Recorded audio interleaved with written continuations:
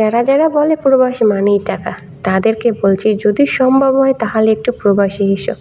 দেখো টাকা ইনকাম করা কত সহজ আর কত কঠিন আর কতটা আনন্দদায়ক। আসসালামু আলাইকুম, সবাই কেমন আছেন? আশা করি আল্লাহর রহমতে সবাই খুব ভালো আছেন। আমি সৌদি আরব প্রবাসী, তো আপনাদের জন্য খুব ছোট্ট একটা ভিডিও নিয়ে এসেছি। আশা করি ভিডিওটি সম্পূর্ণ দেখবেন এবং আপনাদের কোনো মতামত থাকলে অবশ্যই কমেন্টে জানাবেন। আর একটা অনুরোধ থাকবে, ভিডিওটি সম্পূর্ণ না দেখে কেউ কোনো মন্তব্য করবেন না। আমার এই ভিডিওটি করা ছিল মাসের প্রথমে, যখন গত মাসের স্যালারিটা আসে। স্যালারি পাওয়ার পরপরই সে মাসের বাজারের জন্য যখন আমি মার্কেটে গিয়েছিলাম তখন ভিডিওটা করে আসলাম। তো আপনাদের সাথে শেয়ার করব বলে আর করা হয়নি, কারণ সেরকম সুযোগ সুবিধাও হয়নি, ভয়েসও দিতে পারিনি, এজন্য আপনাদের সাথে আমি শেয়ারও করতে পারিনি। তো আজকে ভয়েস দিলাম, তাই ভিডিওটি আপনাদের মাঝে শেয়ার করলাম। আমি গিয়েছিলাম আমার নিত্য প্রয়োজনীয় কিছু জিনিস আনতে, যেগুলো আমার প্রত্যেক মাসে খাবারের জন্য লাগে, যেমন ধরেন তেল, লবণ, চিনি, এগুলো আনতে গিয়েছিলাম। এখন কিছু কিছু লোক এসে বলবে এই ভিডিওগুলো দেওয়ার কি প্রয়োজন আছে, এগুলো তো আমরা সবসময় জানি।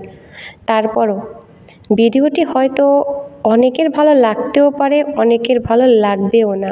যদি কারো ভালো না লাগে তাহলে স্কিপ করে চলে যেতে পারেন, কোনো সমস্যা নেই। আমরা প্রবাসীরা সাধ্য থাকলেও অনেক কিছু নিতে পারি না, অনেক কিছু মন চাইলেও সেটা আমরা ব্যবহার করি না, কারণ আমাদের একটা অন্য রকমের কেমন একটা আছে, কারণ আমাদের দেশে টাকা পাঠাতে হবে।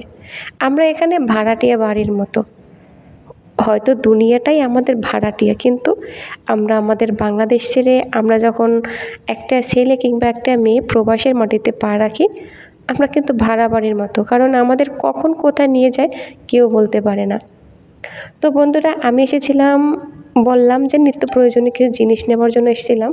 তো আমি একটা ব্যাগ নেব, তো ব্যাগটা আমি আগেই আগেই আমি একটা ব্যাগ নিয়েছিলাম, কারণ আমার ইনশাআল্লাহ উমরাতে যাব, তাই একটা ব্যাগের প্রয়োজন ছিল, একটা ব্যাগ নিয়েছি। ওই যে আগেই বলেছিলাম, আমরা প্রবাসীরা কিছু চাইলেও নিতে পারি না। হয়তো অনেক কাপড় পছন্দ হয়, অনেক জুতা পছন্দ হয়, অনেক খাবার দাবার, অনেক কিছুই পছন্দ হয়, কিন্তু আমরা খাই না। এখন কিছু ভাই বোনেরা এসে বলবে কেন খাও না, কী জন্য খাও না, টাকা ইনকাম করো কেন খাও না। আসলে আমরা মেয়েরা একটা কথা চিন্তা করি, সৌদি আরবে 1 টাকায় বাংলাদেশের 32 টাকা, তার মানে সৌদি আরবে 1 রিয়াল বাংলাদেশের 32 টাকা। আমরা যদি 2 টাকাও খরচ করতে যাই তাহলে আমরা কিন্তু সে বাংলাদেশের হিসাবটাই করি, আর বরাবরই মেয়েরা একটু হিসাব বেশি করে ছেলেদের চাইতে। তো বন্ধুরা, দেখতে দেখতে আমি কিন্তু একদম ভিডিওর শেষে চলে এসেছি।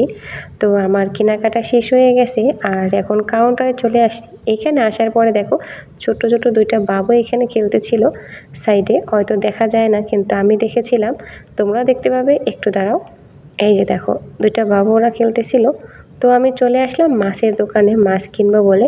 তো সেইখান থেকে আমি একটা ইলিশ মাছ নিয়েছিলাম, জাতীয় মাছ ইলিশ বলতে হবে, আর কিছু সবজি নিয়েছিলাম, আর নিয়েছিলাম সাগরের কিছু মাছ, যে মাছগুলো আমি কেটে আনছিলাম ওইখানে, কারণ আমাদের বটি নেই, তাই কেটে আনছিলাম। তো বাসায় চলে আসছি, সবগুলো একদম ফ্রিজার রেখে দেব, আর সুন্দর করে দেখে দেখে একদম সুন্দর করে চিংড়ি মাছগুলো কেটে ফ্রিজে রেখে দেব। তাই সবগুলো একটা প্লেটে রাখার পরে গুছিয়ে, কারণ এটা দিয়ে তো আমার সারাটা মাস নিতে হবে। একটা মাছ আনছিলাম, তো পাঙ্গাস মাছ, তার ভিতরে ছিল অনেক বরফ। খুবই কষ্ট পাইছিলাম, কারণ এটা তো আমার কেজি হিসেবে কেনা ছিল আর অনেকগুলো বরফ দিয়েছিল এর ভিতরে। তো কিছু করার নেই। বন্ধুরা, ভালো থাকবা তোমরা, অবশ্যই অন্য একটা ভিডিওতে আবার দেখা হবে। আল্লাহ হাফেজ।